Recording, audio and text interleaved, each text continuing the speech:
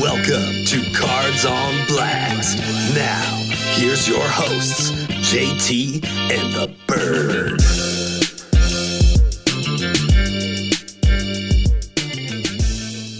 Welcome into Cards on Blast. Yes, you're hanging out with your guys, JT and the Bird. Back for episode number 4.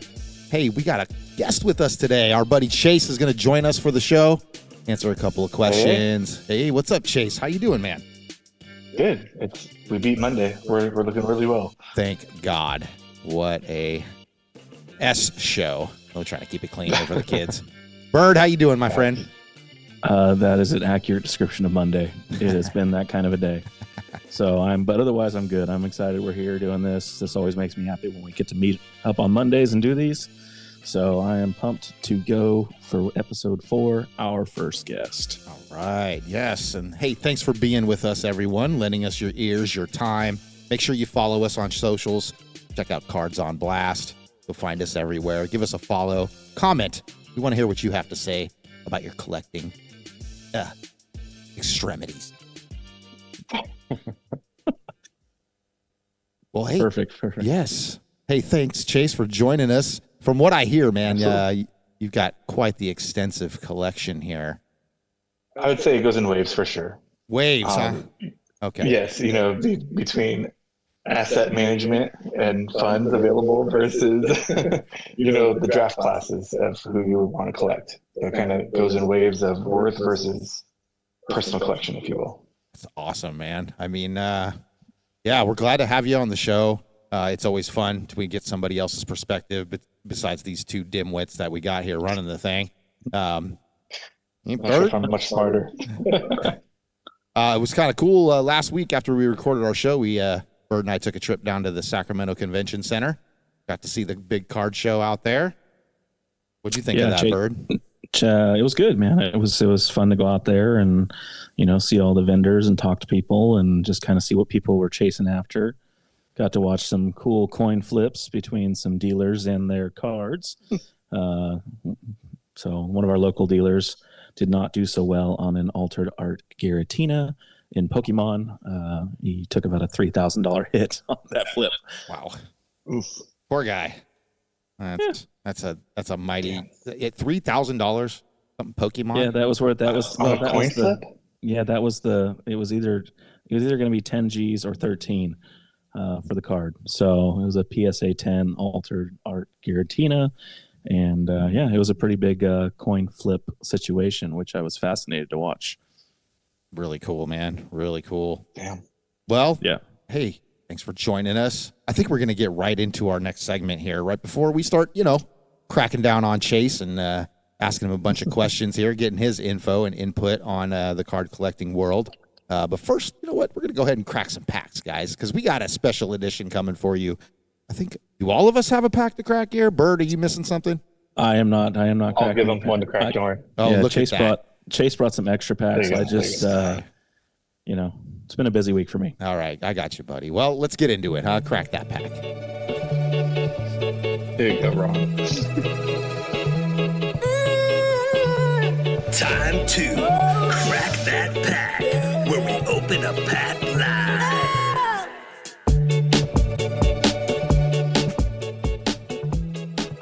All right, so since this is the first time we're doing this with a guest, we're going to have guest honors. Guest honors for sure for cracking that pack.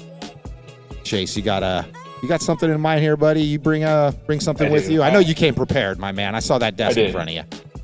I'm an absolute fan. Obviously, after Kabooms and such, I'm a big fan of the product. So when I was at the local store, I grabbed a couple of the absolute packs. So I have 2, and I also got 2 of the photogenics over here. But yeah.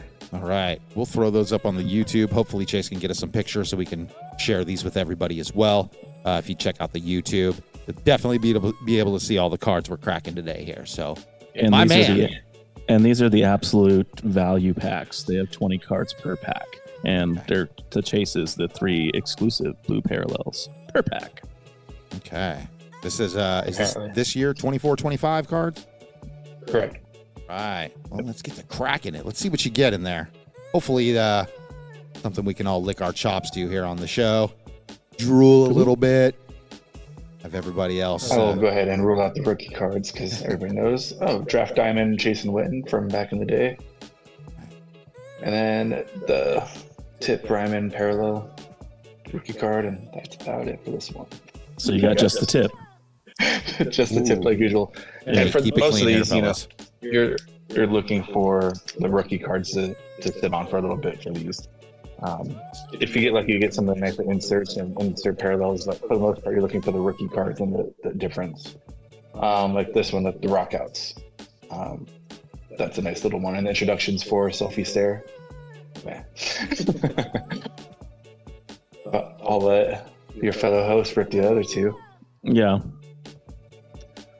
All right. Well, he has opened both packs. We will take some pictures of the hits that were in there and get them up on the YouTube page so everybody can see them.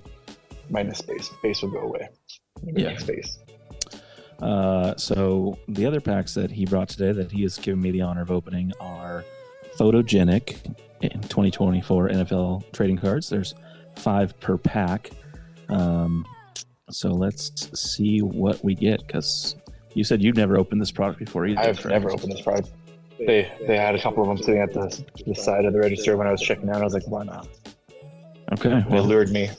Well, that's not a bad way to start. I just opened the first pack here, and right smack dab on the top of it is Mr. Jaden Daniels.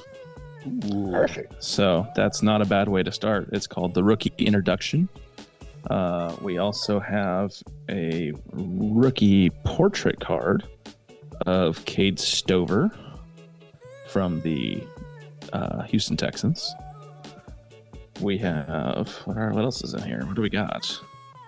Okay, so these are more of the full-blown photos. These are more full art, almost. I got a Jalen Ramsey. Oh, nice. Jeremiah Trotter. And what is the last one here? Terry McLaurin. So that is just a 5-pack, but I mean, never bad when you open a pack and get Jaden right on top of it. I was wondering how you get through these cards so quick. Only 5 per pack, huh? There's only 5 per pack. I may open, I'll crack the second one just for fun because it's going pretty quick. We're getting speedier at our Good thing I got a pack here ready to go. You are ready, and I know I can't wait to hear what you got here. You're good. I'm about to pull as many cards as you guys are here. So we got good. Blake Corum, rookie. This is a draft snapshots with a grass background kind of a situation. And we have a Dallas Turner rookie on the portrait card. Color match too, so that's exciting. And another rookie, Khalil Shakir, a Jamar Chase, and a Keenan Allen. Dallas Turner's in a lot of the product this year for sure. Yeah, I've been seeing a lot of his stuff being pulled recently too on videos watched and things of that nature. So you'll see a trend each year of who they throw in a lot more of than most people, and you'll see their value pretty plummets. Yeah, frankly, little oversaturation into the market. Correct. Absolutely. They think some of these other rookies, by oversaturating, they'll get a name for themselves, but that's not how that quite works. Yeah, that's tough. All right, well, I am going to be opening today. A little backstory on this pack. So I was in San Antonio visiting my son. I actually was at the BX in the base area. Saw they had a GameStop in there. I was like, hey, you know what? Let's wander in. Let's gander on in and see what they got. Actually found a blaster box of Donruss 2022 baseball. Okay. Boys of summer. All right. They're out there playing, sweating. Figure they get their props today. In light of this pack, I did want to share a couple of the cards that I pulled out of that box, so I'm not letting everybody down if this is a crap pack. I did pick up a Unleashed Mike Trout refractor of some sort, speckled refractor. Okay. Also picked up a Marvels Vladimir Guerrero, really cool refractor. And then this must have been the prize of the box, so I'm not expecting a whole lot out of this pack we're cracking today. A Ellie De La Cruz rated prospect, not a rookie, the prospect card year before his rookie year in a refractor, which I actually looked this up, the PSA 10 going for about $76 right now. So, score. There you go. Super score. All right, let's crack this. Let's see what we got. Don't know if it could top that, but that'd be great. I would definitely take it. But 15 cards in this pack. Donruss does not have the licensing from the MLB, so there are no team names or just the city names. All right, so we got a Marcus Stroman, pitcher for the Chicago Cubs. Jacob deGrom, pitcher for the Mets. Jared Walsh, plays for Los Angeles. I'm guessing that's the Angels since it's red. Oscar Hernandez, Toronto, not bad. They doing this thing this year, I should say, where they're bringing back the 1989 cards. You guys can see that. Those are definitely the 89s. Yeah. Is that 89? Yeah, I thought that was 89. That's the 89. Did you The see it, 89 Chase? clear scores. Yeah, those are nice. So I did pull a Logan Webb that looks like this 89 card, but it's got a Statue of Liberty all around the outside of it. I think it's some sort of refractor on it. That's a pretty cool card, too. Yeah, that's neat. Next, we got Jake Cronenworth, good player on the Padres. Vladimir Guerrero Sr. All right, not bad. Not bad. Ian Anderson, Atlanta Braves pitcher. Diamond Kings, Aroldis Garcia. Very nice. I like these Diamond Kings with the artwork on This is them. why I don't try to read off the names. There's no way I'm announcing them properly. We do our best here, man. You should have heard Bird cracking that pack of soccer cards. He did fantastic. Juan Yepes. Not sure who that guy is. Oh, another Diamond Kings. Fernando Tatis Jr. All right. Okay. Tatis never a bad card to get. Never. All right, we're getting into some refractors here. This looks like a purple Robbie Ray from Seattle, from pitcher, but in purple. Okay. Another purple in the 89 card, Kyle Hendricks, excuse me. All right, and then we are at our silver speckle refractor dominator insert, Garrett Cole. Not bad at all. Yeah. All right. Not a bad pack. Hey, this has been actually a really good box. I'm thinking maybe because I bought it on an army base, well, a military base, that maybe they put some better stuff in there for those guys, huh? Never know. One can hope. I was going to say, that's all Chase I can can do speak is on hope. that. All we can do is hope, man. Yeah, I mean, it's a nice theory considering it was a good box. 3-year-old box. Never been opened before. I think I got some pretty good packs out of that. Well, that concludes our Crack the Pack segment. And that is Crack the Pack. I like All it. right. Well, cool. Now I get to put a bunch of cards away. Hopefully you do as well. But yeah, hey, Chase is with us today. Glad he could join the show. Nice enough to be on here. I think he's on location with Bird at the moment. He is. He is. All right. Well, Got him in studio, if you will. Well, we just want to ask Heck you some yeah. things, Chase. Answer as honestly as possible, or BS us. Who knows? It's all good. Whatever you want to do, buddy. The world will never know. All right. Well, I'm going to kick this thing off, man. Me and you have been buddies for about 3 years now. And, up until 2 weeks ago, I didn't even know you collected cards. But we were fortunate enough to go to the A's Cubs game. Chase and myself are both Cubs fans. Go Cubs. That's right. Tough day yesterday, but that's okay. Today could be better. But anyway, so found out he's a collector, and of course, immediately nerded out on that because that's what we do as collectors. Okay. Yeah. Absolutely. Yeah. So let's just start at the beginning, man. How did you first get into collecting? I don't know. It was something I always did even as a kid. I grew up in the Midwest. My dad was in the military, so the one thing that I could take from duty station to duty station was my football card collection and baseball cards. He gave me a few when I was a kid, some of his little Hot Wheel cars, and ever since then, I've kind of just picked away at it. I was that kid that, traded everything for your team and horribly regret it later on in the future. And which team was that? Oh yeah, I'm a Dallas Cowboy fan. Yeah. Okay. immediately hated by half the fan base of the show. Exactly. Right? Yeah. Well, go Cubs. Go Cubs. I'll bring back some people. There you go. Yeah. Nobody hates the Cubs. They've only won once in 115 years. So I think the Cowboys haven't won, so I don't know why we are hated so much. It's your owner. I hate him too, so it's okay. Yeah. So was there, you said there was you said the first thing that really got you kind of started it was like Hot Wheels, you said? No, it was definitely the football cards, baseball cards from my dad. He passed it down from, his parents. So yeah, it was just, the Hot Wheels cars was mixed with the baseball and football cards. Gotcha. Okay. Now, was there a card that you like when you right off the bat, you're like, man, this card, I am so proud. Obviously as kids, we get super excited when we get something new, like my kid is obsessed with Lionel Messi, right? So it's, one of those things where he gets a Messi card and he's like telling all his friends, he's like, I got a Messi card. Was there a card that you first remember being proud to own? Oh yeah. Dan Marino. Like back in the day, Dan Marino's rookie card was like the thing to have. Like any of his stuff was amazing because not only were the cards usually a lot of fun, but they were very vibrant, colorful for kids, and he was a beast. I mean, he was phenomenal. Probably the greatest player to not ever win a championship in all sports, I believe. And still remain humble about it too. Absolutely. Like, he was absolutely humble. He's such a good guy, absolutely. And he was hilarious in Ace Ventura. I was going to say Laces Out, honestly. Such a good movie. Hey Chase, has your collecting, like your approach to the collecting, changed over the years? I mean, obviously it always does change, but how has it changed?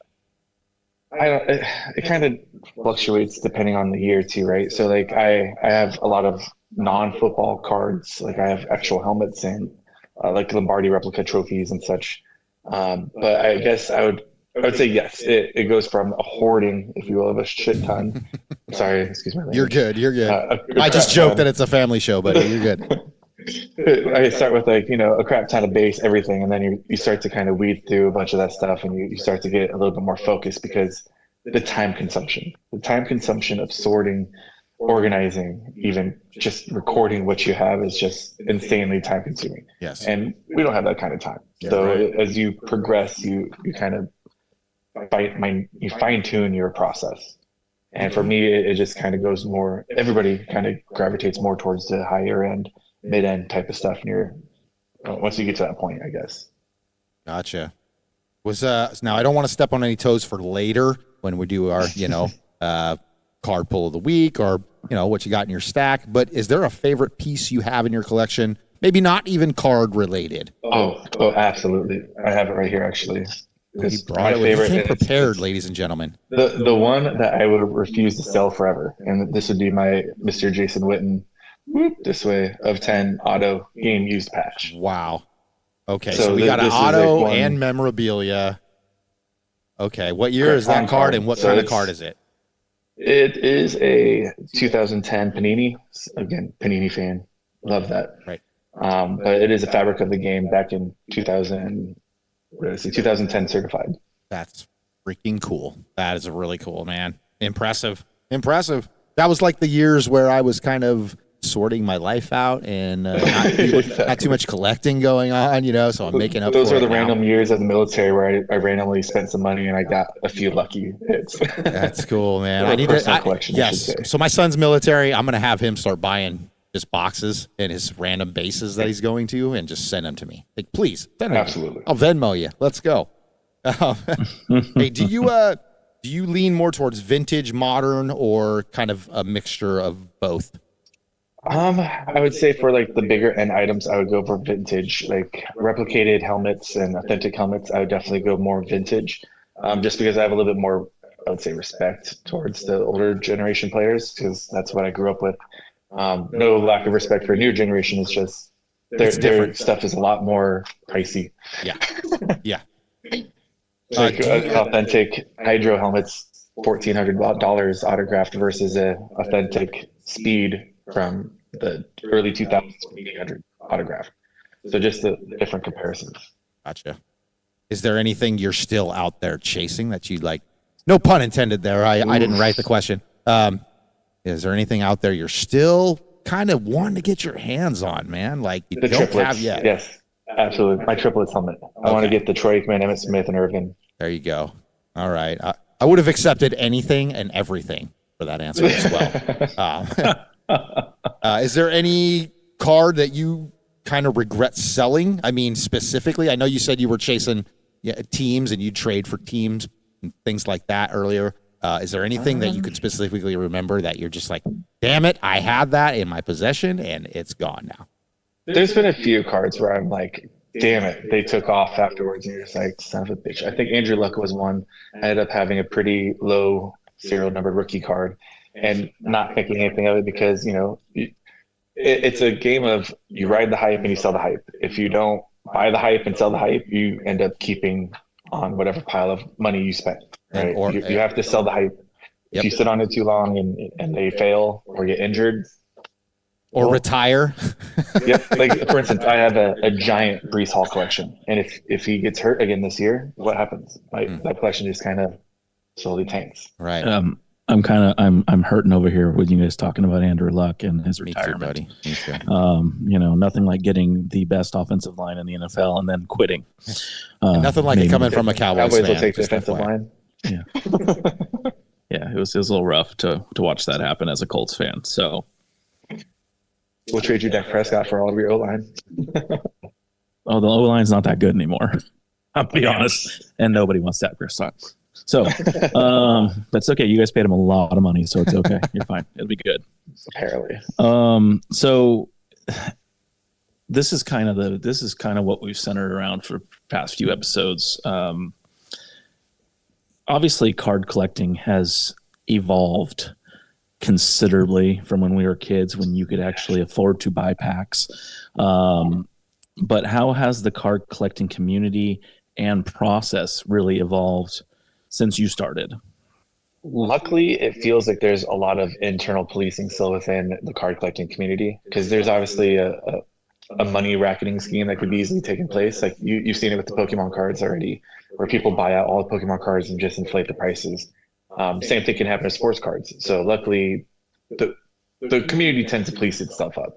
So like if you're in Facebook groups, especially where I buy and trade a lot of my stuff, that's where you'll start to see people say, whoa. Like what people are willing to pay is what the price is. Like people won't price gouge and anything like that, but it seems to be more of a mutual respect on the online forums versus like going to an in card, like one of the shows, right? They're going to try to nickel and dime you.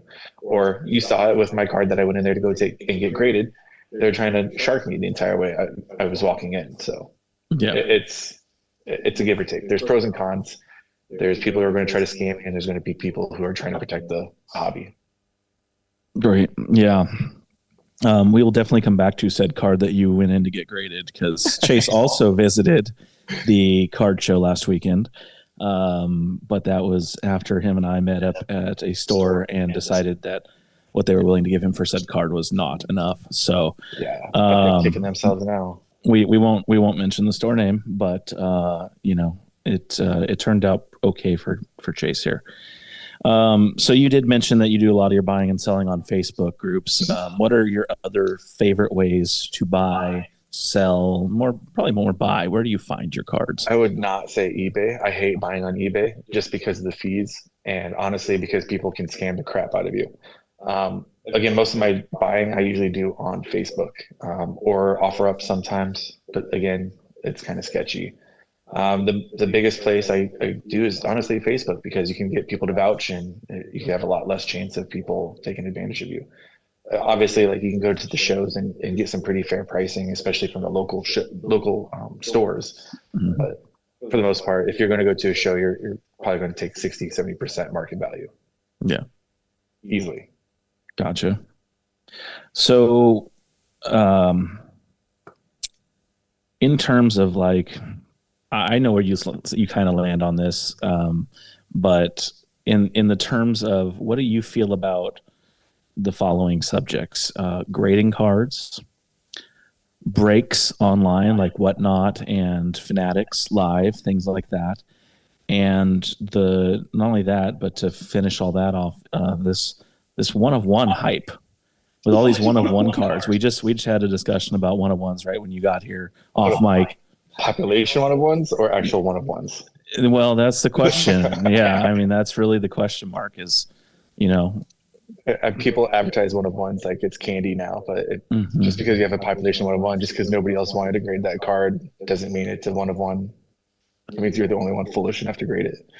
Right. But even so, that's so. Let's talk about grading first. What is your opinion on grading? This probably is an unpopular opinion, but I am not a huge fan of grading. I'm really not. If you're going to protect it, put it in a slab. But for me to send it to somebody to tell me how perfect of a print job that somebody else did, I don't care. Somebody's going to pay that money regardless. And if it's going to my personal collection, PSA doesn't matter to me.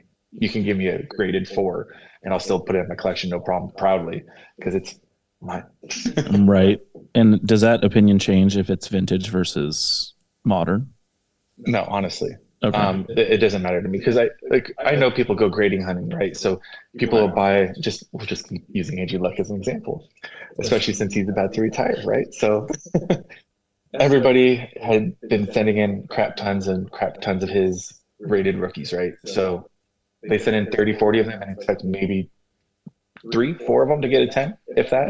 And that's how they get their money back. You're basically flipping a coin and trying to flip a profit. So unless you're trying to flip a profit, there's really no point in grading it unless you're just trying to slab it. That's the only time I feel it's appropriate. But again, probably unpopular opinion. I mean, clearly the grading world has gone crazy, as you know. So that, maybe is an unpopular opinion. And always scandal every single time. Right. You know who hasn't ever had scandal? Beckett. Yeah. Okay. So we got your opinion on grading. No, that's cool. I understand. I mean, I've seen a lot of stuff where, they basically said, if it's modern, don't bother. If it's vintage, maybe, it's really dependent. Okay. So grading covered. What about breaks online, such as Whatnot, such as Fanatics? And I love them. I absolutely encourage people to use them because if you like to rip packs and you can't afford some of the higher end product, well, buy a division, buy a team. I mean, it's a roll of the dice no matter what you do. If you go in person and buy a pack, go in person and buy a hobby box, or go online and buy a ticket number for a team, same result. It's a roll of the dice and all luck. So at the end of the day, you're either supporting the hobby and supporting the people who are doing the breaks the right way and putting it back into the community, or you go and try to buy boxes from these bigger stores and don't really put anything back. Gotcha. Obviously, we heard your opinion on one-of-one graded cards. So if you have a PSA 10 or a Beckett 10, for instance, we'll use the one of the cards I just submitted, right? The laundry tag auto from Phoenix Jr., right? Mm-hmm. We submitted that, and I got an 8.5 on that one. It's a population one because nobody else has graded it. There's only 5 of them, so of course it's going to be a one-of-one unless somebody miraculously puts it in, but I highly doubt it. So right. I can claim one-of-one all day long, but it's not a one-of-one. Yeah, it's just false advertisement. Right. Okay, but that being said, what about one-of-one actual cards where they're actually only printed one card? I absolutely love them. Yeah, like as long as there's something that differentiates them. Like most of the time, you'll see not only the laundry tags, but I wish I would have brought. Oh wait, maybe I did. Maybe I'll show another one later on. But it's one of like the Pro Bowls. So National Treasures, Collegiate. As you get in the lower serial numbers, you get closer to their actual jersey patches. One of them has actual Pro Bowl patch, and I'll show it on the clip after this. Okay, sounds good. So. My next question to you, do you have any cool stories of meeting other collectors, doing trading, scoring a rare card in a wild way, or even meeting somebody that, signed a card or signed a product for you, that kind of thing? Okay, so I've never got it authenticated, and I should because I have pictures with them. But speaking of Dan Marino and Chris Collinsworth and a few others from Monday Night Football, because Dan Marino was on Monday Night Football for a long time as an announcer. My dad was actually a wounded soldier, so he went to Walter Reed, and I met him, a few others, and got a Super Bowl hat signed by him. Very ironic because he's never been in a Super Bowl, but it was still very fun. Way taller than you expect. And I'm 6'3", and he made me feel really short. Wow. I didn't know Dan Marino's that tall, actually. He's insanely, he's like 6'6". Wow. I I would swear never picture that. professional athletes are always bigger than you actually think. Way insanely taller than I imagined. And Chris Collinsworth was even taller. Can you imagine how big those isotoner gloves are? Honestly. They might not fit. Right. Chase, hey, what advice would you give to someone that's, just starting in the card collecting today? Kid, a guy that used to be into it, and kind of is getting back into it now. What's your advice in that aspect? Don't be discouraged. You're not going to hit gold every single time. It's if you expect going in to make a flip and turn profit right away, or if that's your goal, then maybe the hobby is not exactly for you. Because I can tell you're going to lose more than you're going to win. Yes, you better enjoy it more than anything, right? Exactly. If you're going in it for money, maybe you should become a professional breaker instead, and feed somebody else's hobby instead of taking away. Absolutely. Interesting. So, for you personally, how do you balance collecting for value, or flipping, or for your own passion, for your own collection? That's a great question. I don't think my wife knows the answer to that either. Yeah, his wife actually I think she actually dislikes me at this point because I've got him so much more talkative in this subject. So, yeah. So, yeah. So you just collect. You just really collect for the love of it. Whether you get a hit, and then you can sell it, keep it, whatever. It kind of depends on the hit, right? So like if it's a team I collect, like I'm a San Jose Shark fan for hockey, right? So like if it's the Sharks and I like it, I'm going to keep it. It's my collection. Right. But if it's some other team, I'll try to either trade for something I like, or I'll try to sell it. But because if you're selling, you're usually just trying to buy more product at the end anyway. Right. So like you've seen it. I sold stuff and then immediately went back and bought product from the same store just to support them. So right. Yeah. Okay. I like it. What do you think is the biggest misconception about being a collector? That you will find gold in every single person's collection. Like all old stuff is worth money. That's such a big lie. And also baseball. People think baseball is like the biggest collection sport. No, there's way too many baseball players and not enough valuable baseball players. So that's fair. Now I know you said you're more of football, baseball, at least back in the day. You do crack basketball packs, I'm assuming. Oh, I definitely have basketball. Okay. Oh yes, I still have some of my Tracy Bird and a couple other stuff way back in the day. All right, I mean I'm with you too. You said you're a Sharks fan and you collect the Sharks. Man, I love the Sacramento Kings as much as they kill my heart every chance they get. Like Keegan Murray, that's my guy, man, and I get every card I can of his.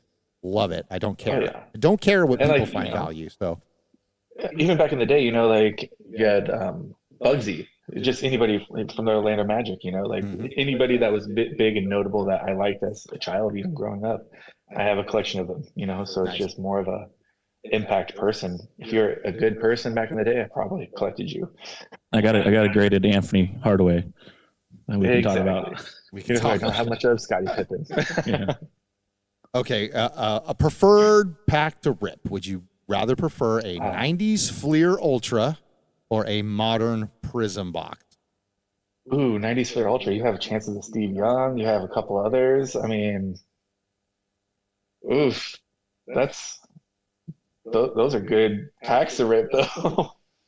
Yeah, I might have to take the 90s Fleer. Just for the nostalgic feel. Just for reminiscence sake, yes. But if it had to be for resale or to try to flip it, definitely the newer. Because it seems like people tend to buy the newer stuff much more fast than the older stuff. Yeah. There's probably more people. I would say that pay attention a little bit more to now than then.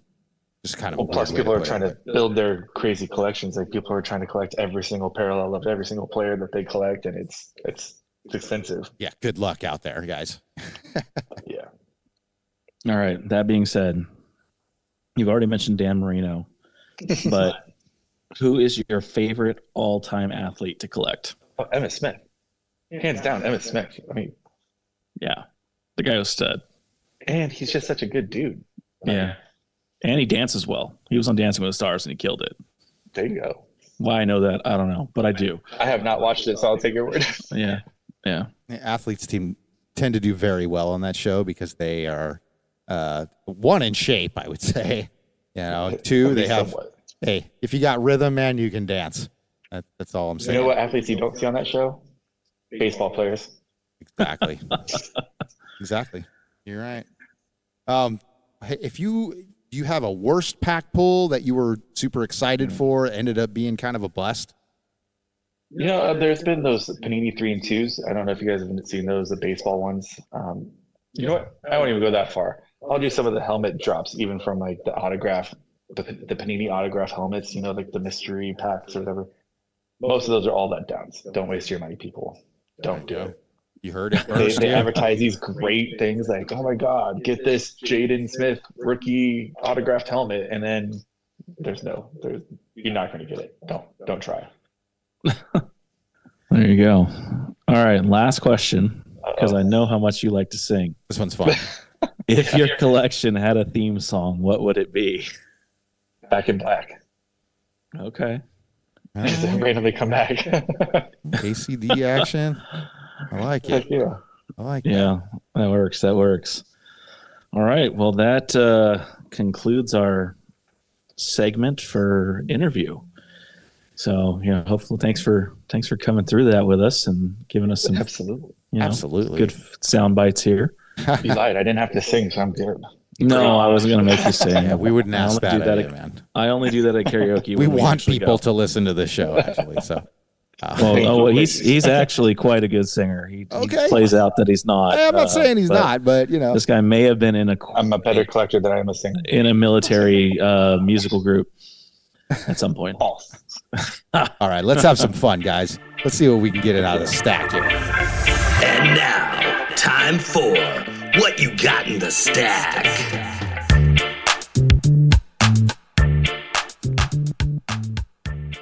All right, guest up first. As always, we're a polite show here. We like to cater to our guests and make sure that they can share everything appropriately.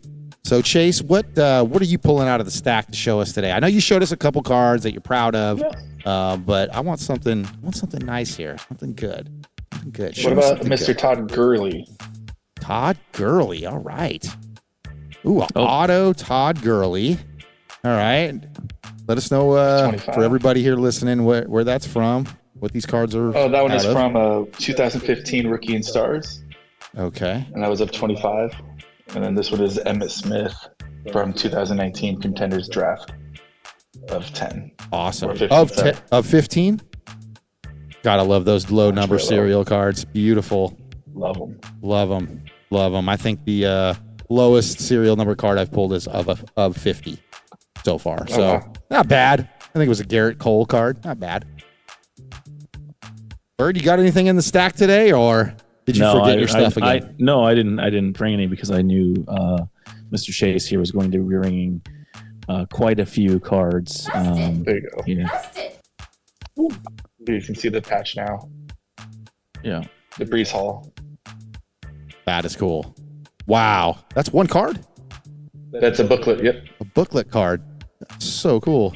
Yeah, we're definitely going to need some pictures of this. I think people are going to want to see this on the YouTube. So, Bird? Yeah. There you go. We'll work on it. We'll get it covered. You got some work to do tonight, buddy. I usually do. All right. Definitely do your homework tonight. Give me those pictures so everybody can share and bask in the glory of Chase's collection here. I brought something as well out of the stack to share with you guys. This might be the coolest. I don't know if it's considered a card, but it's definitely just some memorabilia that was left down to me from my grandfather, which this was actually before he was even born, too. So I'm not sure where he got it, but it is a 1929 World Series rain check ticket. That's cool. Yeah, awesome. Super cool. I put this online. I actually put it on a Facebook group to find out who autographed the back of it. I don't know if you can see that. I'll share it on the YouTube so everybody can see it. I got some names back. The one that it looked like the most was Walter Johnson. Now, I did find out that Walter Johnson did not play in the baseball in 1929. He actually played before that. But in 1929, he actually had a job with the MLB. So it's very possible for him to be, at the World Series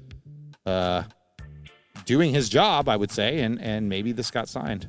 But I'm not quite sure if that's Walter Johnson or not. It's really hard to tell. But just the nostalgic of the World Series ticket. Cubbies and A's, by the way, guys. Just FYI. Yeah. Philadelphia A's. You know who didn't win that? I do. It was less than 100 years ago, right? Oh, wait. Yeah. Too soon. Yeah, I know. Yeah, unfortunately for Chase, I didn't go back to. I didn't wear my A's hat today for my fandom. But Hey, it's okay. We did a clean sweep this year. We're all right. Oh, here we go. Okay. Ruthless Here we go. sweep too. Here we go. Okay. Well, that was what you got in the 12-2 when we showed up that day. Yeah. See, I'm trying to egg the segment so I don't have to hear this. That's okay. You guys. That's okay. JT, you have a great rookie there in Soderstrom. I just posted about him today on our Instagram page. Hey. Leading the majors, tied for the lead in the majors with 9 home runs. They got a pretty good squad, man. And baseball is one of those sports where you don't need a bunch of superstars on your team. It's just that is what it is, and that's why I love baseball. Doesn't matter how tall you are, how short you are, how big, small, it doesn't matter. Yeah, and more importantly, he's hitting almost 300 right now, so that's pretty good batting average for a rookie coming into the league. So, absolutely, I would not be mad about having that guy at my team. So, oh no, and honestly, I just heard they pulled up their number one prospect out of AAA, Nick something or other. Sorry, I don't have his name on hand, but he's a good ball player. At least in AAA, he's been tearing it up. It sounds like a baseball card player's name, Nick something or other. Right. So, yeah. All right. Well, that's our What You Got in the Stack segment. What you got in the stack? Absolutely. Thanks for sharing, Chase. That's awesome. Absolutely. Have you opened up any other packs this week? Is there anything else you want to share? Is there anything great you pulled this week? I was gonna say, well, hold on. It's time for Card Pull of the Week. All right, now it's time for you to share whatever you got this week that you find value in. We're going to let that go. We're going to, even though it's not this week technically, we are going to go. It's coming this week. It's coming back this week. Yeah. Wednesday, my FedEx package comes back from Beckett. I did get a card graded, and it was a 2024 Panini Vertical Kaboom of Jaden Daniels. Ooh. I flipped it immediately into Beckett because good old Bird here told me about the show. So I went straight to Beckett, and everybody was trying to shark that card from me, but it came back at a 9.5. Nice.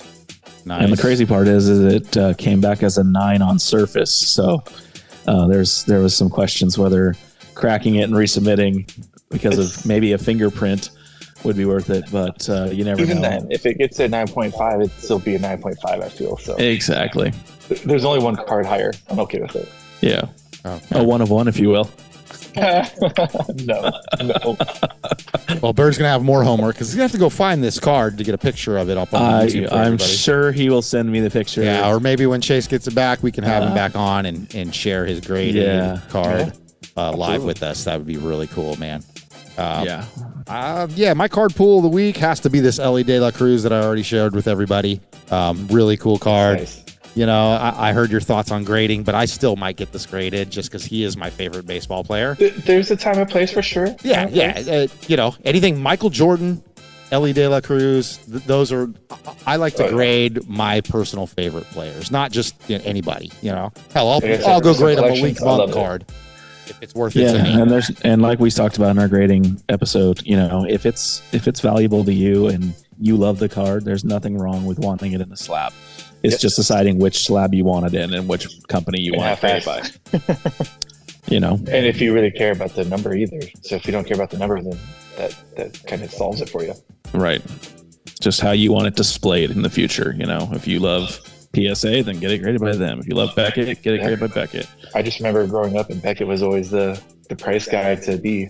I know. I do. There is something about that Beckett grade with all the subgrades and the gold and the black labels, depending on what you get. I want the monthly book back. Well, they have it. Digital. They don't have the paper version. There's no paper version anymore? No. Disappointing. Bird, you said you had some of those laying around, right? Did you ever? I do still go have some fishing old, around for some those. old Beckett's. No, they're I love sitting. those things. They're sitting in storage at my dad's house because he's got more room than I do. So right. they're hanging out there. Hey, if you need me to help, we can pull those out, and I'd love to share those on the show. I think that would be a really cool. Hey, we can flip to a random page and find a random card and see what it was worth back in 1993 or something. And we can see what it was worth. We can see what it's worth now.